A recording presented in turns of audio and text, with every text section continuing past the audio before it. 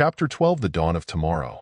It may be considered a somewhat presumptuous undertaking to venture upon even a tentative speculation as to what is likely to be crystallized from the crucible of modern thought after the great melting process is over for the time being. But it is difficult to refrain from attempting a prediction based upon the appearance of the molten mass of philosophic thought at the present time. It is true that some new combination may be formed which will give to the thought of the future a now entirely unsuspected shape, but, nevertheless, careful thinkers feel that the general form of the thought of tomorrow may be predicted at the present time with a fair degree of accuracy, if the prophets be sufficiently well acquainted with the influences operative in the thought of today. In the first place, there seems to be a strong probability that the thought of tomorrow will be largely monistic. Under the various speculations of materialism and idealism, there is ever to be found the idea of the one something from which all the universe proceeds.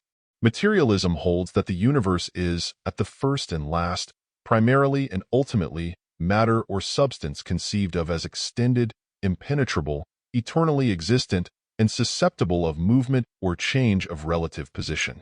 Idealism holds that the universe is throughout the work or the embodiment of reason or mind. Spencer held in effect that both mind and substance are aspects of a higher and final reality, that infinite and eternal energy from which all things proceed, and which in its inner nature was unknowable, being of such a nature as to transcend and defy apprehension by any of the processes by which the human mind apprehends its objects. And our prediction is that the thought of tomorrow will hold closely to the conception of Spencer and will postulate the existence of an ultimate principle, of which the universe is a manifestation, and of which mind and substance are the opposing poles, phases, or aspects. It is impossible to think of mind independent of substantial embodiment, and it is likewise impossible to think of substance without the indwelling mind. Whatever is evolved must first have been involved, and if mind were never involved in substance, it can never have been evolved from it. And, likewise, if substance were never involved in mind, it could never have been evolved from it. So, at the last, the dispute between the advocates of universal mind and of universal substance, respectively, the idealists and the materialists, is seen to be merely a question of which is the highest or primary manifestation: did the phenomenon called matter antedate and evolve mind, or did the phenomenon called mind antedate and evolve matter? S. E. Stevens. The coming thinker will almost certainly hold that both mind and matter are merely opposite poles, phases, or aspects of the one underlying reality. I also predict that this one underlying reality will be thought of as spirit. By spirit, I mean the essence of the all, containing within itself both the principle of form, shape, and mass which we call substance, and the principle of awareness or consciousness which we call mind. As G. E. Moore says, common to all meanings of spirit is the conception of that which is conscious. Consciousness itself law not conceived as being spirit, but as being an attribute of it, so that spirit is conceived as something capable of existing, even when it is not conscious. On the other hand, there is no positive conception of that this permanent element in spirit is. It is only conceived abstractly as that, whatever it may be, which is the substance or subject of consciousness, and negatively as not identical with any known quality.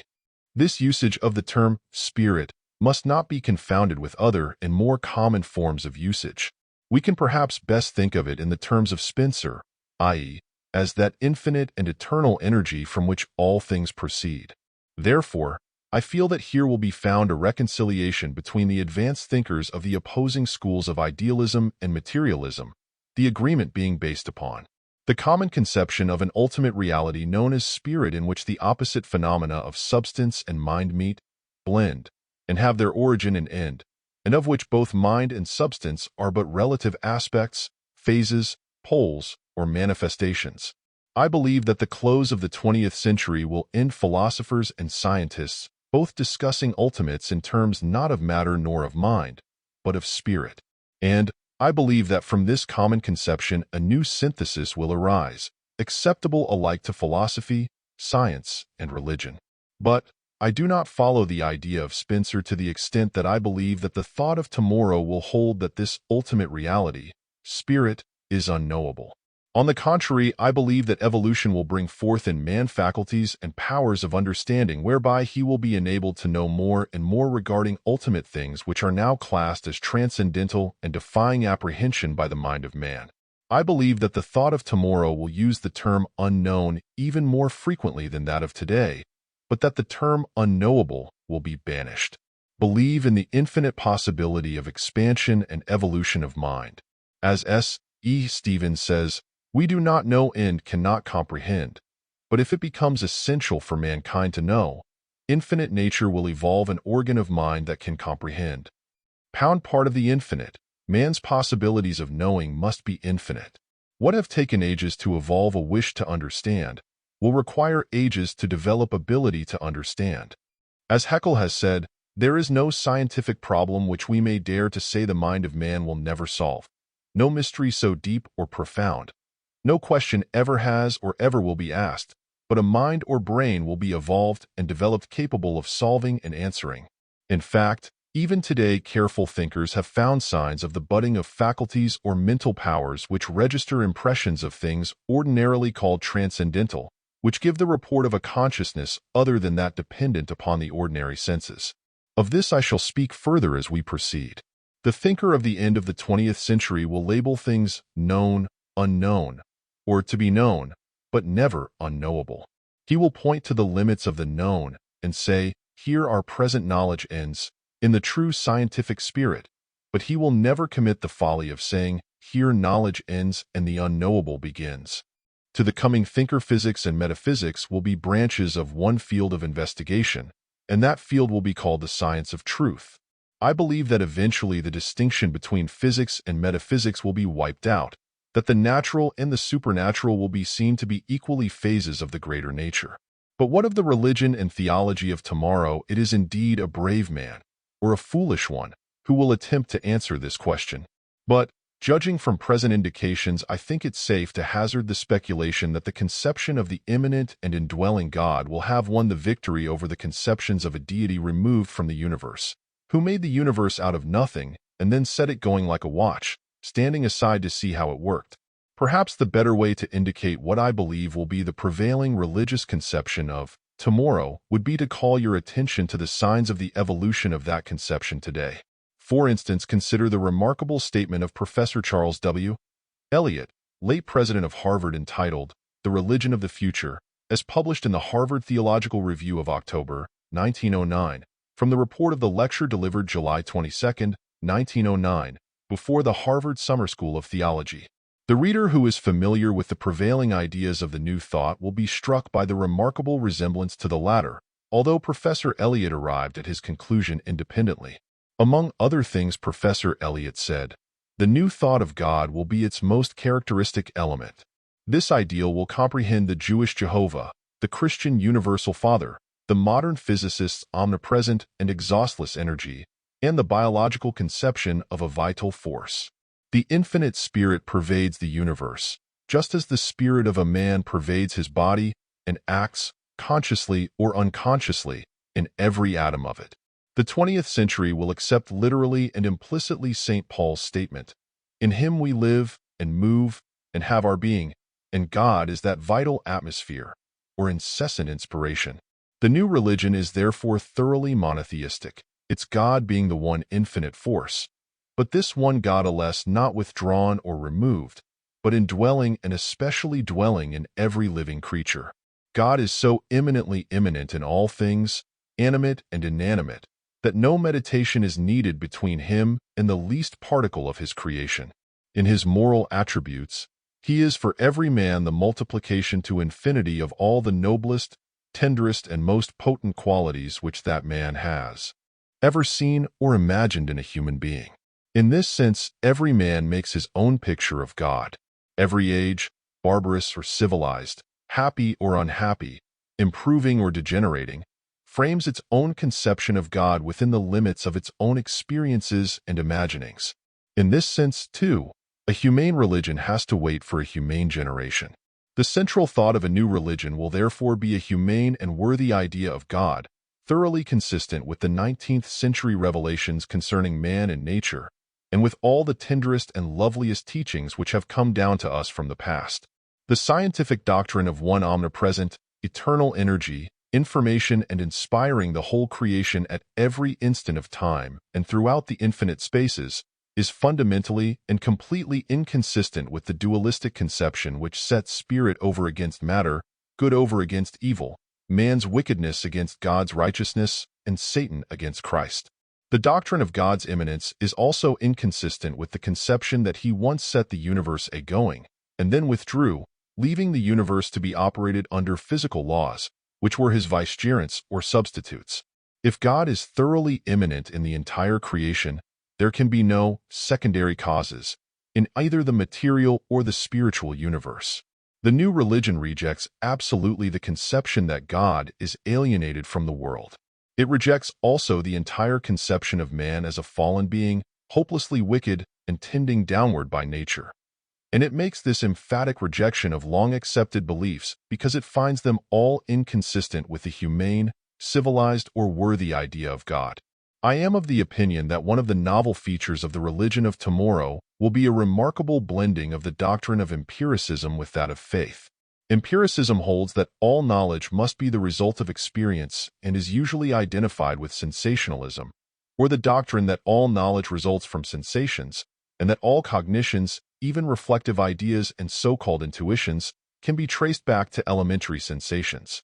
This doctrine has always been regarded as diametrically opposed to the theory of innate ideas and of faith.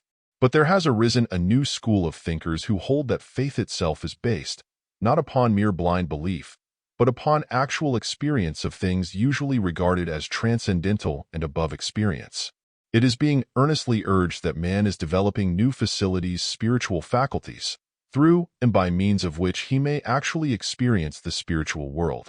It is held that just as mere sensation was succeeded first by the faculties of feeling, from which in succession evolved the organs and faculties of hearing, taste, smell, and sight, all of which are modifications and improvements upon the original sense of feeling, so in his evolution there is now coming to man the spiritual faculty or sense by means of which he may be able to know those things which are now usually regarded as beyond experience and as merely objects of faith.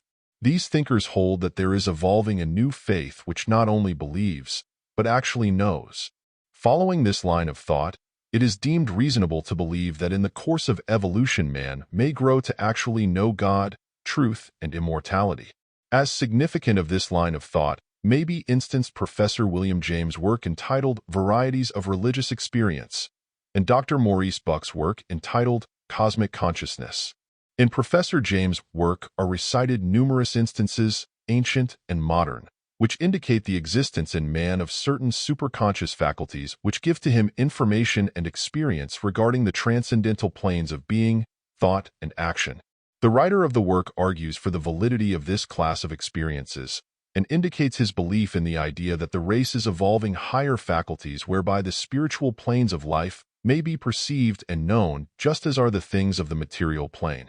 In Dr. Bucke's work is advanced the idea that man is evolving into a new phase of consciousness termed cosmic consciousness, just as he has previously evolved from sensation to simple consciousness and from simple consciousness into self-consciousness.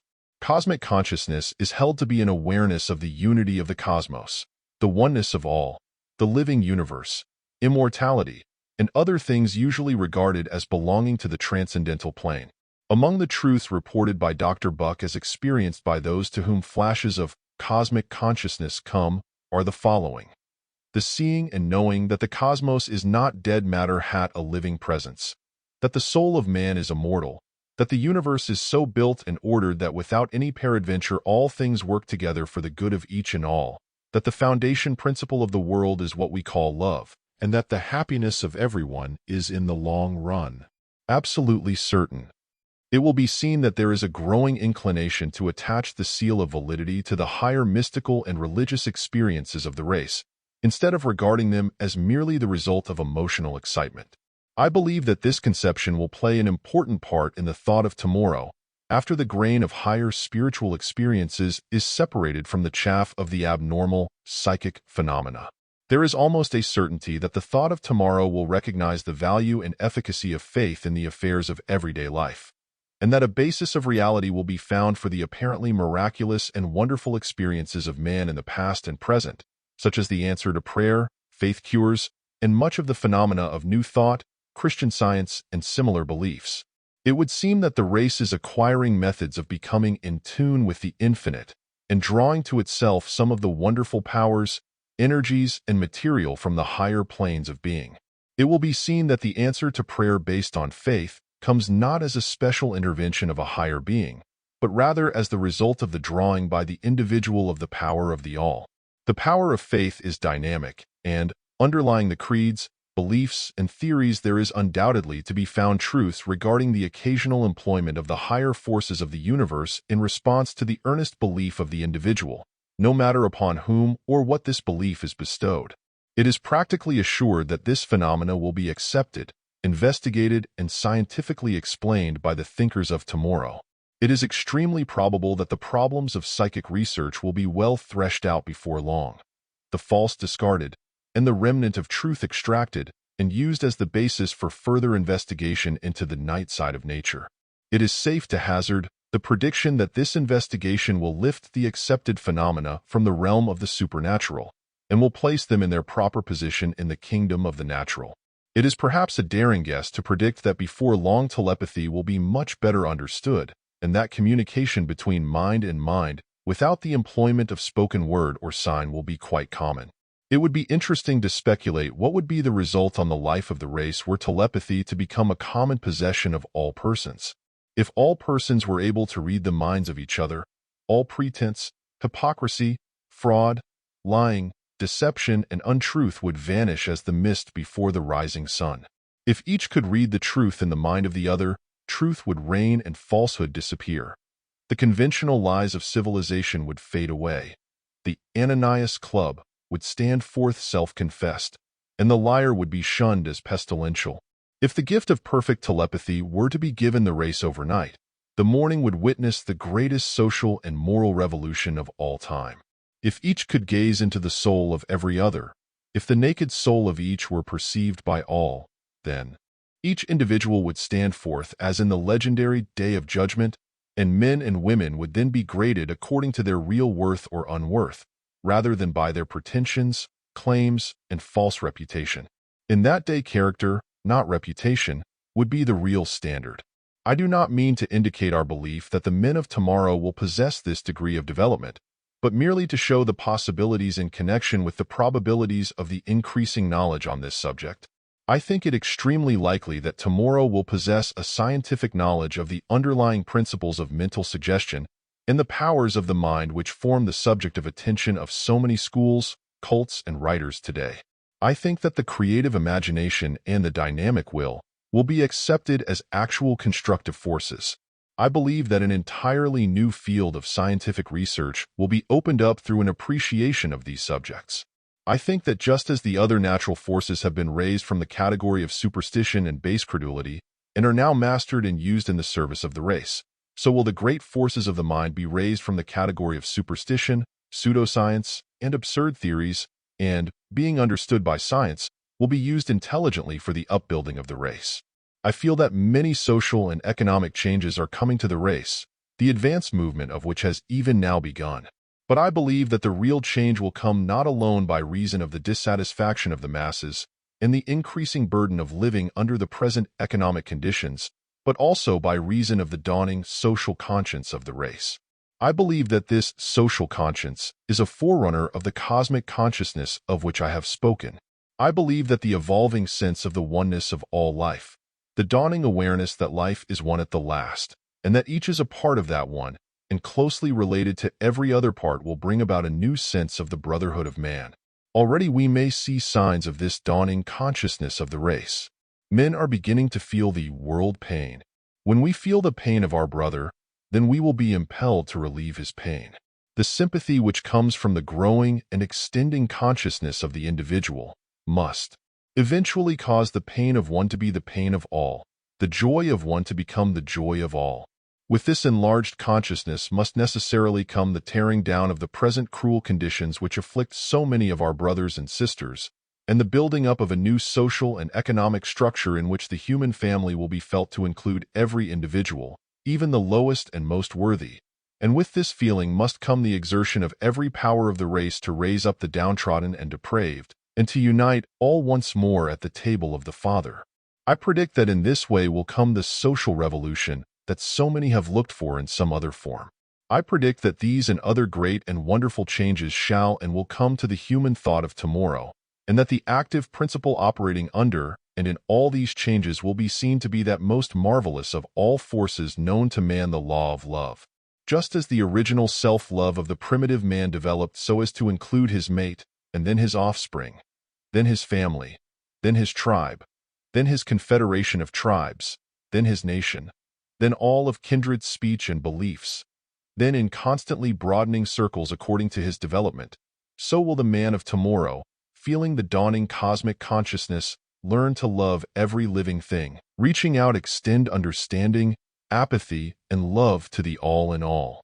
For at the last, love not only makes the world go round, but is also the cause of every uplift and improvement that the world has ever experienced.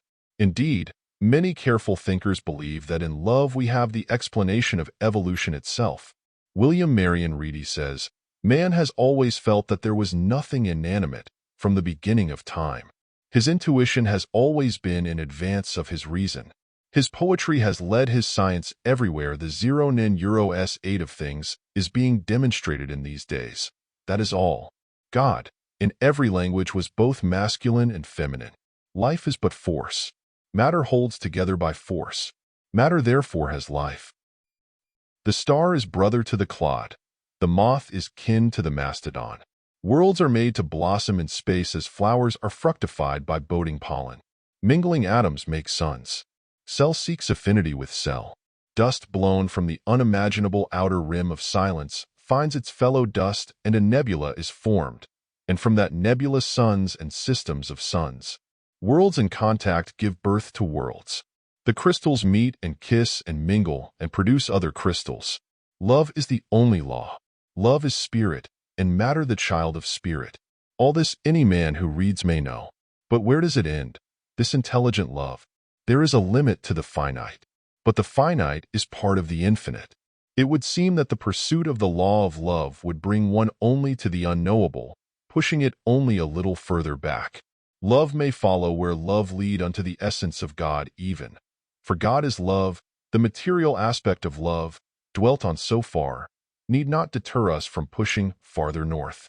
To those who believe in the oneness of matter and spirit, there law no unknowable. The end of the law of love and of the spiritual faculties for its perception can be the knowing of this unknowable union with the infinite. Let us make a flight. And this then is my feeble conception of what tomorrow may bring forth. I may have erred in the details, but I feel certain that I have seen and mentioned the general trend of the coming thought. The urge of evolution, material, mental, and spiritual, is still underway. The womb of the future contains unborn good beyond the wildest dreams, hopes, and anticipations of man. The very hopes and aspirations of the highest of the race are but prophecies of their ultimate fulfillment and realization.